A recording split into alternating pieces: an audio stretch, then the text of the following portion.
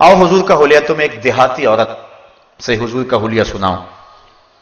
आप जानते हैं हिजरत की रात हुजूर जब मक्कातुल मुकर्रमा से मदीना तो रसूल जा रहे थे तो रास्ते के अंदर भूख की शिद्दत का एहसास हुआ। एक देहाती औरत का खैमा आया, नाम था उसका उम्मे माबद। तो उम्मे माबद की कुटिया के करीब हुजूर खड़े हुए और उन्हें कहा कि हमें भूख लगी है, तुम्हारे पास कुछ है तो हमें पेश करो।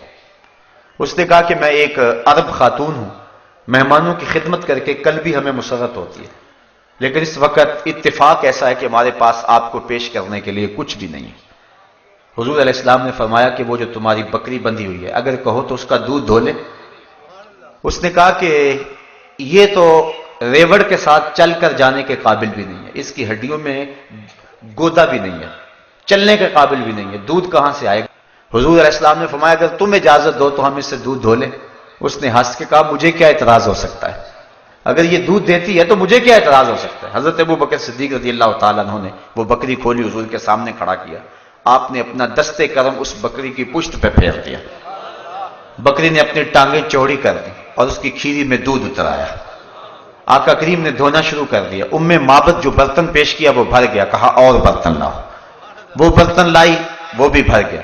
घर के जितने बर्तन थे दूध से भर गए। लगता था अल्लाह ने उस बकरी के थनों का ताल्लुक हौज़े कौसर की नहरों से जोड़ दिया है। हुजूर ने खुद भी पिया, हज़रत सैयदना सिद्दीक़ अकबर ने भी पिया और उम्मे माबद ने भी पिया। उसका एक बच्चा घर था, उसने भी पिया। हुजूर ने दुआ दी और चले गए। उम्मे माबद को इस खुशी के आलम में हुजूर का नाम पूछना याद ना रहा। जब शाम को अबू माबद, उम्मे माबद का शौहर, बकरियों का रेवड़ लेकर वापस आया तो अपनी कच्ची कुल्ली पे नूर बरसता देखा। एक बार वो जिधर से गुजरे हैं नसीर, 1000 बार उधर से बहार गुजरी। और अगर इसी बात को नशूर वाहदी का लहजा दूं तो उसने हद कर दी।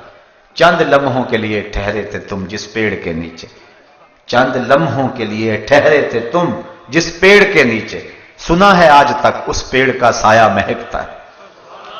अबू माबद जब शाम को घर आया, कच्ची कुल्ली पे नूर बरसते देखा। कहने लगा कि आज ये माहौल बदला बदला है, क्या बात है। तो उम्मे माबद ने कहा कि हमारे घर में एक शख्स आया था। अब उम्मे माबद को हुजूर का नाम पूछना याद नहीं रहा था। उसने अपने तौर पे हुजूर का नाम रख लिया और उसने कहा हमारे घर में मुबारक आया था। और फिर उम्मे माबद हुजूर का हुलिया बयान कर दिया। एक देहाती सी औरत है, मैं वो सारे लफ्ज तो बयान नहीं कर सकूंगा, वो एक लंबी हदीस है, लेकिन चंद लफ्ज उम्मे माबद के आपके सामने रखूंगा कि उस बादिया नशीन खातून ने हुजूर का नक्शा कैसे खींचा और कैसे हुजूर का हुलिया बयान किया। अपने शौहर अबू माबद को वो हुजूर का हुलिया बयान करते हुए कहती है, रअयतु रजुलन ज़ाहिरुल वज़ाह, ऐ मेरे शौहर मैंने एक ऐसा शख्स देखा कि जिसका चेहरा चमक रहा था, हसनल खल्क़, और उसकी खिलकत बड़ी खूबसूरत थी, मलीहल वजह, उसका चेहरा नमकीन था, कसीमुन वसीमुन, मीठा था, प्यारा था, फी ऐनैहि दाजुन व फी अशवारिही वक्फुन, उसकी पलकें लंबी थीं और उसकी आंखें सोहनी थी, वफी सौतिही सहलन, और उसकी आवाज के अंदर इतना असर था कि मैं बता नहीं सकती। उसने हुजूर के हुलिये में एक लंबी गुफ्तगू की, लेकिन आखिरी 2 लफ्ज जिसके लिए मैं ये हदीस पढ़ने लगा हूं और आपको लुत्फ आ जाएगा, मैं कहता हूं सारी नस्लें उम्मे माबद के इन 2 जुमलों पे कुर्बान। उसने जो हुजूर का हुलिया और हुजूर का नक्शा खींचते हुए बयान की, उसने कहा मेरे शौहर जाहिरुल वज़ात, वो चमकदार रंग का मालिक था, मलीहल वजह, नमकीन हुस्न का मालिक था, कसीमुन वसीमुन, अल्लाह अकबर, वो उसकी आंखों में चमक थी, उसकी पलकें लांबी थी, उसके अबरू जुड़े हुए थे। एक एक चीज बयान की और आखिर में उम्मे माबद ने जो हुजूर के नक्शे को अपने शौहर अबू माबद के सामने रखा, वो लफ्ज सुनिए। उसने कहा अब हन्ना से व अजमलहुम मिन बईदिन व अहलाहुम व अहसनुहुम मिन करीबिन, ऐ अबू माबद क्या पूछता है कि वो मुबारक कैसा है, तुझे 2 लफ्जों में उसका नक्शा ना बताऊं कि वो कैसा था। कहा अबू माबद जब वो दूर से आ रहा था तो बड़ा सोहना लगता था, जब करीब आ गया तो और सोहना लगता था। जब दूर था तो सोहना लगता था। कुछ लोग दूर होते हैं तो अच्छे लगते हैं, लेकिन करीब आके बात कुछ और होती है। وہ کیا کسی نے کہا، اس کے لہجے میں یوں تو برف تھی لیکن جو چھو کے دیکھا تو ہاتھ جل گئے. تو کسی کا لہجہ بڑا برف والا ہوتا ہے لیکن جب قریب ہو تو پتہ چلتا ہے کہ یہ تو بندہ ہی اچھا نہیں ہے. معبد نے اس میں حضور کی صورت بھی بیان کی، حضور کی سیرت بھی بیان کی، حضور کے کردار کو بھی بیان کیا، اور ان لفظوں کو بار بار سنیے اور لطف لیجئے.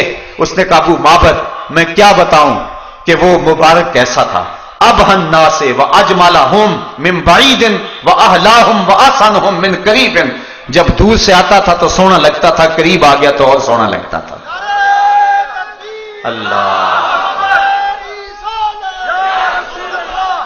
مکھ چند بدر شاشانی ہے، متھے چمک دی لاٹ نورانی ہے، کالی زلف تے اکھ مستانی ہے، مخمور اکھی ہیں مد بریاں. کہا جب دور تھا تو سونا لگتا تھا، قریب آ گیا تو اور سونا لگتا تھا. اتنا حسین تھا. اب روزانہ معبد کے گھر میں تذکرہ ہی حضور کا ہوتا ہے. شام کو جب ابو معبد بکریوں کا ریوڑ لے کر کے آتا ہے تو معبد کھانا لے کے آتی ہے. تو ابو معبد کہتا ہے کھانا بعد میں کھائیں گے، پہلے مبارک کی باتیں سناؤ. اور روزانہ وہ حضور کا تذکرہ چھیڑ لیتے ہیں کہ مبارک نے یوں بکری کے اوپر ہاتھ پھیرا اور یوں اس نے اپنی ٹانگیں چوڑی کر لی، اور ساتھ وہ بچہ جو اس نے بھی حضور کو دیکھا ہوا تھا وہ بھی کبھی کبھی کہتا ہے اماں وہ مبارک نے کیسے ہاتھ پھیرا تھا، ہمارے سارے برتن کیسے بھر گئے تھے، وہ کیسے بولتا تھا، اس کے ساتھ والا کیسا ادب کرتا تھا اس کا.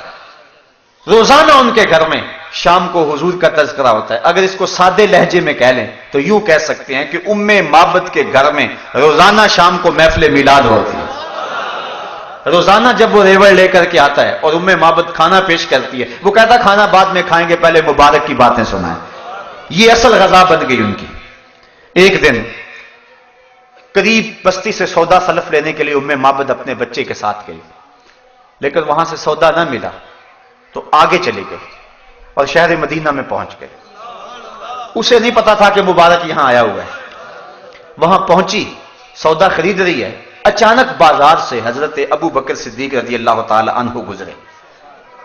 معبد کی نظر تو نہ پڑی لیکن بچے کی نظر پڑ گئی.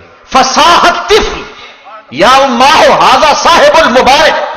اس بچے نے چیخنا شروع کر دیا، کہا امی وہ مبارک کے ساتھ جو ساتھی تھا وہ جا رہا ہے، وہ جو مبارک کے ساتھ اس نے بندہ تھا وہ جا رہا ہے. معبد دوڑ کر کے حضرت ابوبکر صدیق کے پاس جا کھڑی ہو گئی اور کہا این المبارک، مبارک کہاں ہے، مبارک ہے، تم تو مل گئے ہو، مبارک کا بھی پتہ بتاؤ وہ کہاں ہے. اب حضرت ابوبکر صدیق رضی اللہ تعالیٰ عنہ 2 لمحوں کے لیے پریشان ہو گئے کہ یہ کس مبارک کا پتہ پوچھ رہی، چونکہ انہوں نے نام تو اپنے طور پہ رکھا ہوا تھا. تو کہا مبارک کہاں ہے. حضور سیدنا صدیق اکبر نے فرمایا کیا پوچھ رہی ہے. کہا اس دن مبارک جس نے بکری کے اوپر ہاتھ پھیرا تھا، آپ سمجھ گئے یہ تو وہ بادیہ نشین عورت ہے. کہا آؤ تمہیں مبارک کے ڈیرے پہ لے چل. حضور علیہ السلام سینے مسجد نبوی میں بیٹھے ہوئے تھے تو معبد اور اس کا بچہ حضرت ابوبکر صدیق کے ساتھ جا رہے ہیں. جب حضور پہ نظر پڑی تو بچے نے کہا اے امی وہ دیکھو مبارک بیٹھا ہوا ہے. اور پھر حضور علیہ السلام کی صحبت میں انہوں نے کچھ وقت گزارا اور ایمان کی دولت نصیب ہوئی اور واپس پلٹ آئے. شام کو جب ابو معبد بکریوں کا ریوڑ لے کر واپس پلٹا تو کچی کلی پہ پھر دوبارہ نور برستے دیکھا. تو معبد سے پوچھتا ہے آج مبارک پھر آیا تھا، آج مبارک پھر گزرا تھا. معبد کہتی ہے نہیں. تو کہا یہ گھر کا ماحول تو بتاتا ہے کہ کوئی آیا تھا. کہا مبارک تو نہیں آیا، ہم مبارک کو دیکھ آئے ہیں، ہم مبارک کو مل آئے ہیں. کہنے لگا جلدی بتاؤ کہاں رہتا ہے. کہا جس کو دنیا محمد کہتی ہے اسے ہم مبارک کہتے ہیں. اللہ اکبر. حضرت معبد کی وہ بکری عام الرماد تک زندہ رہی. اور یہ حضرت عمر فاروق کے دور خلافت میں عام الرماد آیا تھا. عام الرماد تک زندہ رہی اور عام الرماد تک مسلسل دودھ دیتی رہی. اور علماء کہتے ہیں، سیرت نگاروں نے لکھا ہے کہ اس ڈیرے پر جتنے بھی گھر تھے سارے اس بکری کے دودھ کی کھیر بنا کے کھاتے تھے اور پھر بھی ختم نہیں ہوتی تھی. اور وہ کتنے سال زندہ رہی، مسلسل دودھ دیتی رہی، کیونکہ اس کے اوپر حضور کا ہاتھ جو آ گیا تھا. تو وہ عرض کرتی ابہ الناس واجملہم من بعید واحلاہم واحسنہم من قریب. میں کیا بتاؤں کتنا سونا ہے، دور سے بھی سونا تھا، قریب سے بھی سونا ہے.